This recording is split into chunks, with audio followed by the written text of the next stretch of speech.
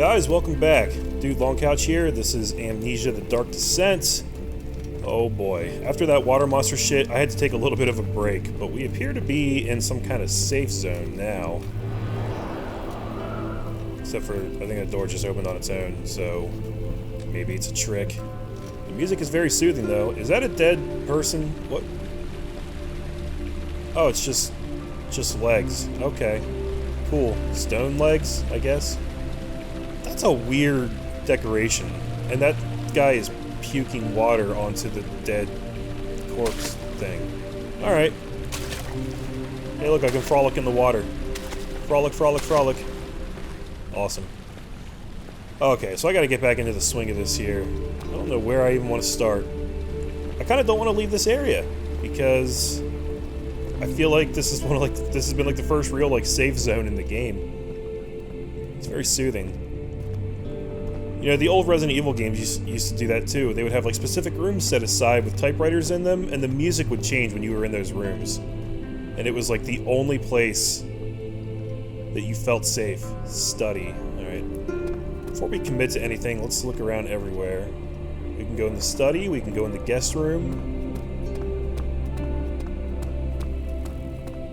Down here we have... Alright, a hallway leading down. And that's where we came from. I am digging the giant bird statue. Is that like a raven? Or that's probably an eagle, isn't it? Yeah. I would totally put that in my room. And we have another hallway down here, so oh boy, where to even start? Alright, let me take a look at what I'm working with here. I have no oil, and I have 8 tinder boxes. That is lame. So, yeah, I guess I just don't get to have a lantern right now. Alright. And what is my health situation? I am all is good, and sanity is crystal clear. Wow. I guess this room is doing me some good. Alright. You have an ascending room. Will it take us to the inner sanctum? It will definitely take care of the vertical part of our journey. So, you have ridden an elevator before? Yes, the Colosseum at Regent's Park has one. It takes you to the gallery where you can view the panorama. Good. This ride might be a little longer, and in the other direction.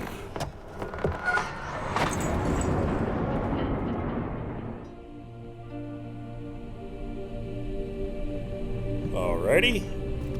So we're looking for an elevator that will let us descend into the bowels of hell, I'm assuming.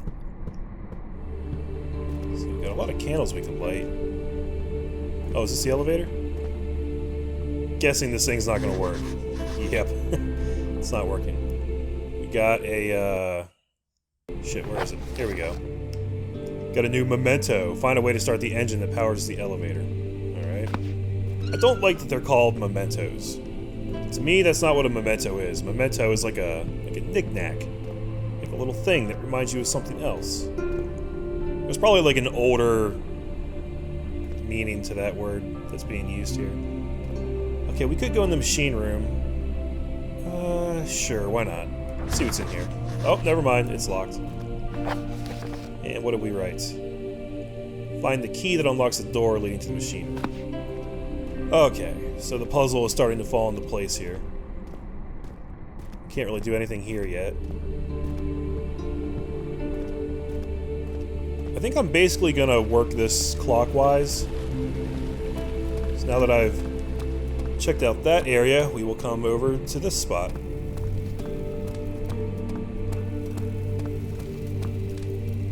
And here's storage. Herbert's trunk was wrapped in a rope. The lock had been broken by thieves, he assumed. He wondered if anything had been left, considering all the hands that had passed. Who's Herbert? And why do I care about his trunk? And why is it so dark down here? Damn it, I need oil. I need oil in the worst way. I can't see shit down here.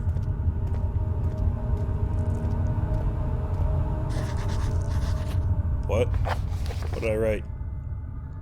The darkness in the storage feels strange and unnatural.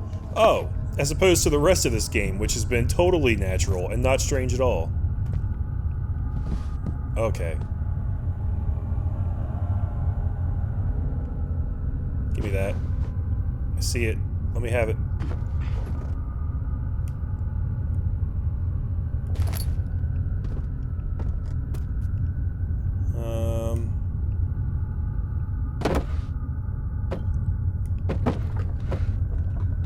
Okay, I don't know if I should really be dicking around in this area yet. This seems like a bad place to be if I don't have any light.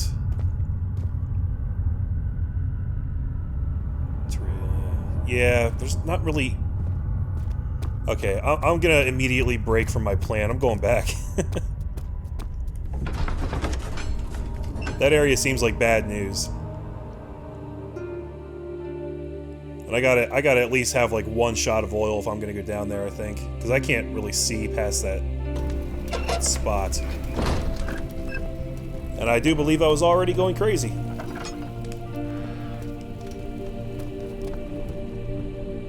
Alright, so we'll move on to... What was this? The guest hall? Guest room? He returned the teacup to the saucer and picked up the orb as one would an apple and pondered on the strange happenings.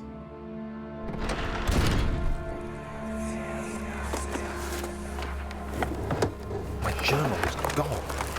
What would they want with my journal?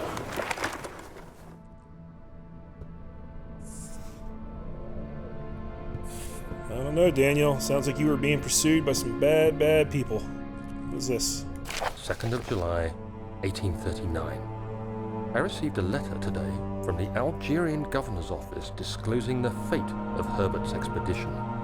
About a week after my departure, Abdullah, one of the men traveling with us, returned from the desert. He was badly injured, as if maimed by a lion. The man rambled deliriously about the expedition being attacked by something horrible. The French quickly dispatched a search party to look for the expedition. After searching for days, they found the camp abandoned without any trace of Herbert or his men. Tomorrow, I'll retrieve the things they recovered from Herbert's tent at the customs house. I don't know what to make of it, but I'm worried for him. Yeah, sounds like Herbert's in some deep shit. I still don't know who Herbert is. All this shit needs to get out of my way. I'm trying to find stuff.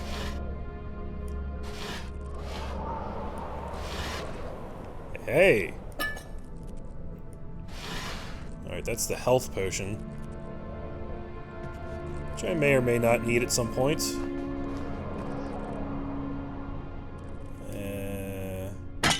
Oh, I think I just broke that thing over my own head. Alright, finally some oil. Gonna have to be very careful with how I use it, I think, because it's a very limited resource. Tinderboxes seem to be mostly plentiful for the most part. Oil, not so much.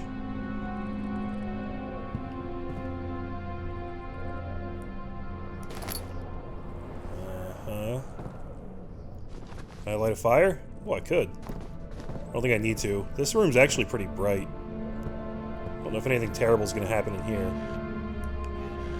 Although here is a place to hide if I need to.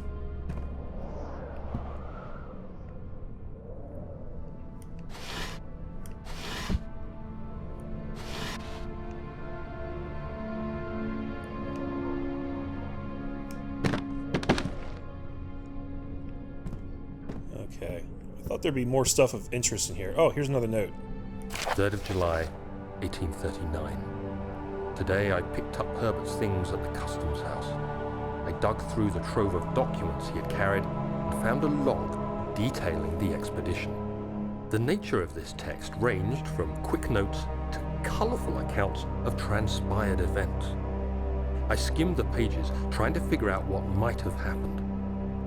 May 17th, the day I was trapped inside the orb chamber, Herbert dryly states, "Recovered Daniel after 1 hour of entrapment." This confused me greatly. I was suffocating within minutes. How could I have lasted an hour? I continued reading the peculiar text. Herbert states his facts without judgment or passion. but suddenly I could read frustration into his text. He pushed his men to investigate the underground tomb, an effort which seems to have strained the minds of his men. Madness spread through the ranks, and Herbert had to take some extreme measures to continue. He finally visits the chamber himself, where he retrieves the orb to the surface. His account confuses me greatly. If he has the orb, what are those pieces in my drawing room? It's probably a second orb, and then you have to bring both of them together. Oh, what is this? Hey, I got a crowbar. I don't know what I'm going to use a crowbar for, but I'm sure it'll come in handy at some point. Beat a monster to death. I will beat a monster to death with a crowbar. I don't care. I think I already... Oh, there are noises coming from over here. Actually, that's probably just Daniel going insane.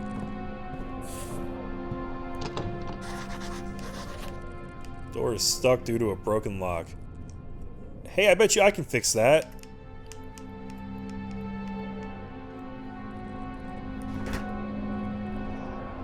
Oh, they actually make you have to pry it. Okay. The key. Please, let it be here.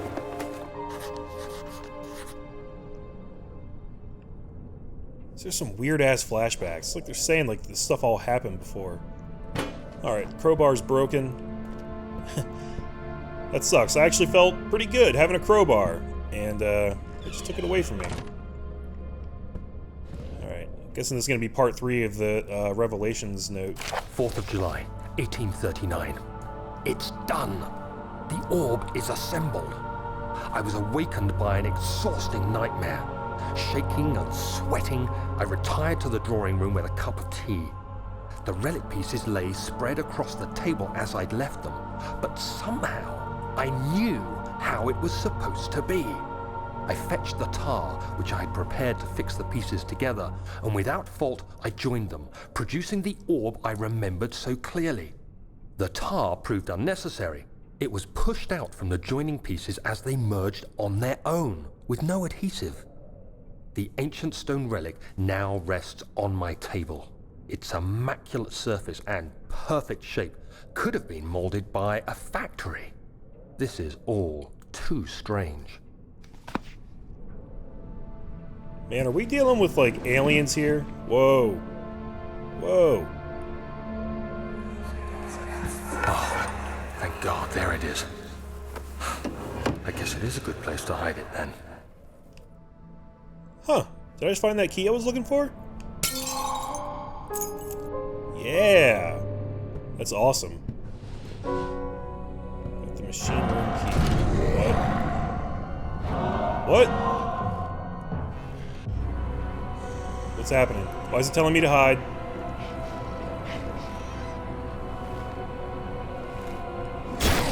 Oh God.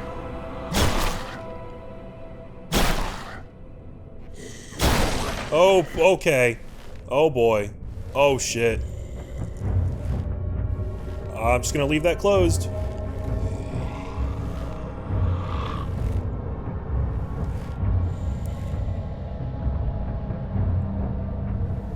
I am absolutely terrified to open this door right now.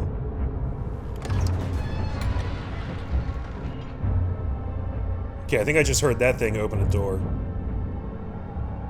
Does that mean it's gone?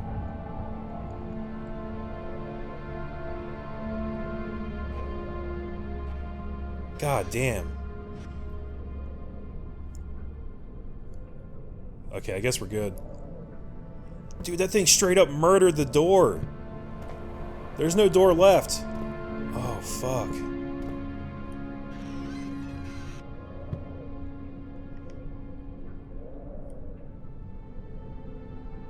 Okay.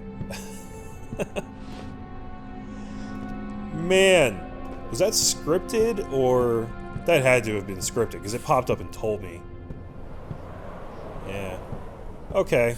I guess we got what we need from this place. Professor Taylor was the second death caused by his damned curiosity. Alright, so we could go to the machine room now. Wait, what? Oh, cool, a random body part. Was this here before? If it was, I skipped right over it. That damn water monster better not be up here. It just occurred to me, if he was to, like, follow me outside the water, I would have no way of knowing where he is, because he's invisible. But he never seemed to leave the water. I don't know if he can exist outside of the water. He panted heavily, trying his best to keep himself from screaming. The medicine cabinet had been overturned and lay collapsed on the floor. He reached through the broken glass door and grabbed all the sedatives he could find. Okay. Alright, now we're in the study. That was like the first really good glimpse of a monster I've had in this game, and it looked pretty fucked up.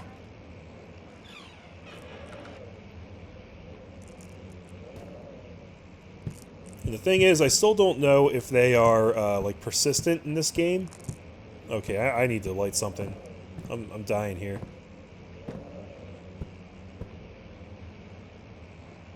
Why? I got stuck on something down there. Here we go.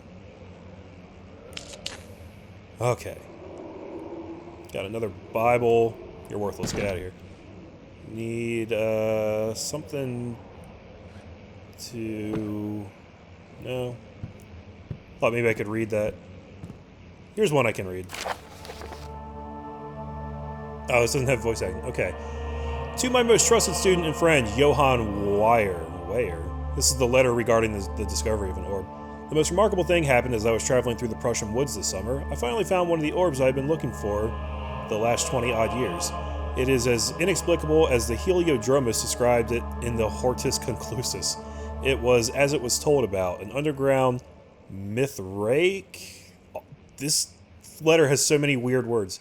An underground Mithraic temple crowned with the unearthly artifact. The orb was big enough to fill my cupped hands, and the texture was smooth and jagged. Its color washed while rich.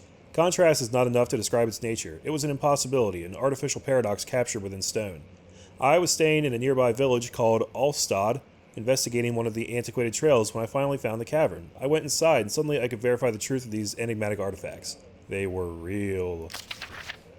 As you can understand, this is the most important discovery of my life, but it has also become my greatest fear. As I entered the underground chamber, I could feel that I was trespassing. Because of my curiosity, I did my best to fight these instincts and fetch the orb from its place. I scrambled out of the chamber and into the woods. I could sense something was following me. It bayed loudly as it closed in. The beast, this guardian of the orb, was relentless in its pursuit. I made my way to a nearby ravine, where I stumbled upon some men fishing in the lake. I tried to warn them as I passed, but fortunately they remained as I continued my escape. When I heard their cry of pain echo through the valley, I felt such a tremendous sense of relief, thinking I would be spared. That's fucked up.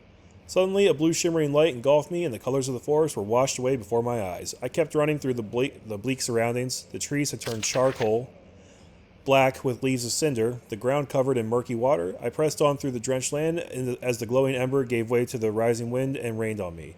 I could hear pleading screams in the distance, and I joined in as pain and fear overtook me. I fell to the ground, gasping for air.